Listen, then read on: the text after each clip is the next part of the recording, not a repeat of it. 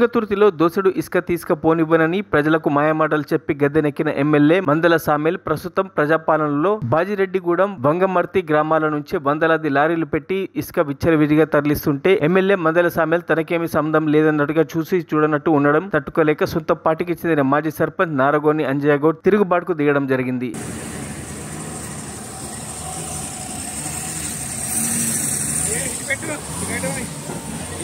ఏడో తారీఖు 6వ నెల ఈరోజు బ్రహ్మాండంగా అరవపల్లి ఉసుక క్వారీ నడుస్తుంది చాజిరెడ్డిగూడెం. మరి ఎమ్మెల్యే గారు ఉసుక పోని అన్నారు. లారీలు పోతున్నాయి. మరి ఈ లారీలను ఆపేది ఈ ప్రాంతంలో ఉసుక నడవద్దని ప్రతి మీటింగ్లో చెప్పినావు, గెలిచినాక చెప్పినావు, గెలవ ముందుకు చెప్పినావు కాబట్టి ఎమ్మెల్యే గారు మరి మేము కూడా కాంగ్రెస్లోనే ఉన్నాం. మా కాంగ్రెస్ కార్యకర్తలందరూ కూడా గ్రామాలలో నువ్వు ఉసుకాప్తం అంటేనే విపరీతంగా 52,000 మెజార్టీతో గెలిపించినావు. మరి ఆడబడినవయ్యా ఇది చూసుకోవాలని మా ప్రాంత ప్రజల విజ్ఞప్తి. ఏటంబడి గ్రామాలు ఈ ప్రాంతంలో ఉసుక నడవనియాల 7వ తారీఖు నడుస్తుంది. వాడికి నడవబట్టి 3 రోజులంట. మేము ఉసుక క్వారీలోనే ఉన్నాం. ఖచ్చితంగా దీని మీద ఎమ్మెల్యే గారు చర్య తీసుకోవాలి.